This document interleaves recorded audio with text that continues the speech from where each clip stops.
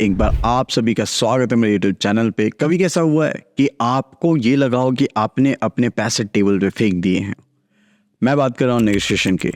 जब हम सैस पे काम कर रहे थे, स्पेशली B2B में जब बड़े डील्स हो रहे होते हैं, तो एक नेगोशिएशन बहुत बहुत बहुत इंपॉर्टेंट पॉइंट हो जाता है आपके क्लाइंट के ऑनबोर्डिंग और नॉन ऑनबोर्डिंग के ऊपर में। बहुत बार ऐसा हुआ है कि नेगोशिएशन की वजह से आपका क्लाइंट आते आते रह गया है। आपने ट्रायल अच्छे से दिया, सब कुछ अच्छे से किया, पर आप नेगोशिएशन सही से नहीं कर पाए। इस वीडियो में आज हम बात करने वाले हैं कि कैसे आप नेगोशिएशन में प्रो हो सकते हैं। तो पेन एंड पेपर लीजिए और बैठ जाइए, क्योंकि मैं बताने वाला हूँ हर एक ट्रिक जो आपके नेगोशिएशन के लिए बेस्ट होता है। देखो, सबसे पहले स्टार्ट करो अपने क्लाइंट को समझने से। आप अपने क्लाइंट के बारे में हर एक चीज समझो कि वो किस इंडस्ट्री से, इंडस्ट्री का पेन पॉइंट क्या है, उसके कंस्ट्रेंट क्या है, बजट लिमिट क्या है और उसमें कौन की पर्सन है। ये सबसे इंपॉर्टेंट हो जाता है। जब तक अपनी क्लाइंट को आप इन एंड आउट नहीं समझते हो, आप ये नहीं समझ पाते हो कि उसमें क्या प्रॉब्लम्स आ रही हैं, वो किस चीज़ को खरीदना चाह रहा है, कौन सा फीचर है जो उसके लिए बहुत इंपॉर्टेंट है, कौन सा लोग हैं जो आपके नेगोशिएशन में बहुत इंपॉर्टेंट रोल प्ले करने वाले, तब तक आपके पास एक अपर हैंड नहीं रहेगा। आपको ये समझना पड़ेगा कि नेगोशिएशन सिर्फ और सिर्फ एक या दो आदमी के बीच नहीं होती, एक पूरे ऑर्गेनाइजेशन लेवल पे होती है।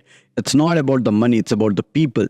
तो आपको पैसे के बारे में कम एंड लोगों के बारे में ज़्यादा समझना है। आपको ये समझना है कि उनके बजट में क्या प्रॉब्लम आ रही है। आपको ये समझना है कि वहाँ पे जो लोग हैं उनको क्या चीज़ें ट्रिगर करेगी आपकी तरफ जाने के लिए। सपोज अगर अकाउंट्स वाला है तो उसको डेफिनेटली पैसे के लिए ज़रूरत है, पर अगर IT वाला है तो ऑटोमेशन पे वो ज़्यादा ध्यान देगा, वो फीचर्स पे ज़्यादा ध्यान देगा, पैसे उसके लिए सेकेंडरी हो जाएगी। वहीं पे अगर कोई ऑपरेशन वाला है तो उसके लिए ईज ऑफ वर्क ज़्यादा इंपॉर्टेंट हो जाएगा, पैसे एंड फीचर बाद में आते हैं। फिर आता है building a rock solid value proposition. देखो, हमेशा याद रखो कि आप सैस में हो, आपका जो स्टार प्लेयर है वो आपका सॉफ्टवेयर है, आप नहीं हो, क्लाइंट नहीं है, नेगोशिएशन नहीं है, आपका सॉफ्टवेयर है, आपका सैस है।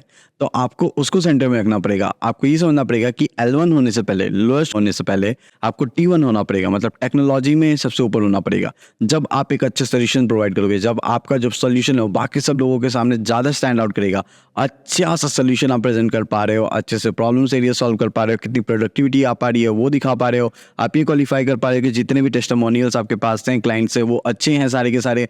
अगर आपके क्लाइंट जिसके साथ आप नेगोशिएट कर रहे हो वो अगर आपके किसी क्लाइंट से बात करना चाहता है तो आप अपफ्रंट जाके बात करो। अगर नहीं भी करना चाहता है फिर भी आप उनसे बात करो कि आप फीडबैक ले लो, एंड तब जाके आपके पास एक अपर हैंड रहेगा नेगोशिएशन में। तो हमेशा ये कोशिश करना है कि जब भी आप नेगोशिएट कर रहे हो तो आपका सॉफ्टवेयर स्टार प्लेयर होना चाहिए, और उस स्टार प्लेयर के लिए अपने बैकअप्स पहले से रेडी कर रखे, ताकि जब भी कोई बात करे तो आप उनका ध्यान इस बात पे ले आ सको कि आप जिस सॉफ्टवेयर को लेके आए हो वो बेस्ट है, एंड उसके लिए थोड़ा सा प्रीमियम तो पे करना पड़ेगा। देखो, लास्ट के कुछ पॉइंट्स बहुत इंपॉर्टेंट होता है। देखो, कभी कभी क्या होता है कि हमें अपना लिमिट्स पता नहीं होता है, राइट। आपको अपना लिमिट पता होना चाहिए, आपको अपना लेवल अप करना पड़ेगा ताकि आप नेगोशिएशन में हमेशा ऊपर रहो। तो कुछ कुछ चीज़ होती है, जैसे होता है पैकेजिंग। आप अपने आप को कैसे पैकेज करके प्रेजेंट कर रहे हो, आप कैसे दिखा रहे हो अपने आप को, आप क्या एक्स्ट्रा USPs लेके आ रहे हो, क्या एड ऑन्स लेके आ रहे हो, ये सारी चीज़ें इंपॉर्टेंट हो जाती है। आपको ये भी बताना पड़ेगा कि आप जो भी चीज़ें लेके आ रहे हो, आपने जो रिपोर्ट्स बनाए, जो ट्रायल्स करवाए हैं, या आपने जो भी किसी और क्लाइंट्स के लिए काम किया है उसके रिपोर्ट्स अच्छे से बना के लेके आओ, ताकि जो रिपोर्ट्स आप लेके आओगे वो क्लाइंट देख के बोले कि वाह, यही तो चीज़ चाहिए थी मुझे।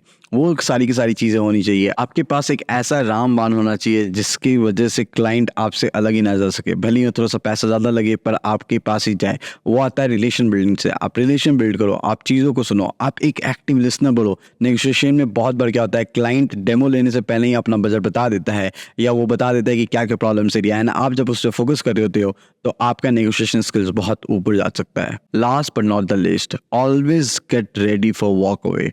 आपको हमेशा पता होना चाहिए कि कहाँ पे एंड है। बहुत बार ऐसा होता है, मेरे क्लाइंट मुझे बोलते हैं कि वो जो सॉफ्टवेयर वो इतने में दे रहा है। मैं बोलता हूँ कि सर आप उससे ले लो, आप डेफिनेटली जाओ। अगर आपको सेम फीचर सब कुछ सेम उस लेवल पे मिल रहा है, उस प्राइस में मिल रहा है, तो आप मुझे बताओ, मैं आपकी हेल्प करूंगा उसे ऑनबोर्ड करने में। मैं आपको हेल्प करूंगा मेरे नॉलेज के साथ कि कैसे इंप्लीमेंट हो सकता है। मैं आपको हेल्प करूंगा कि आपको जो प्रॉब्लम आ रही है सॉफ्टवेयर के साथ वो आप रिजॉल्व करवा सको उसके साथ, क्योंकि मेरा जो एंड गोल है वो आपकी मदद करना है, चाहे वो मेरे सॉफ्टवेयर के साथ हो या किसी और सॉफ्टवेयर के साथ हो। जब ये लाइन आप बोलते हो, जब आप ऐसे आप इंटेंशन रखते हो, तो क्लाइंट को भी समझ में आता है कि ये पर्सन कितना इंपॉर्टेंट है। तो ये सॉफ्टवेयर के साथ ये पर्सन आना बहुत ज़रूरी है, जो मुझे फ्यूचर में में हेल्प करेगा, जो मेरे साथ मेरे टीम के साथ काम करेगा, जो ये मेक श्योर करेगा कि सॉफ्टवेयर जितना भी अच्छा हो या जितना भी खराब हो आपको सर्विस मिलती रहेगी। एंड SaaS में बहुत इंपॉर्टेंट होता है। बहुत बार क्या होता है कि हम ये सोचते हैं कि सॉफ्टवेयर पर सॉफ्टवेयर के साथ साथ आप एक अच्छे सेल्स पर्सन, एक अच्छा इंसान बनना बहुत ज़रूरी है।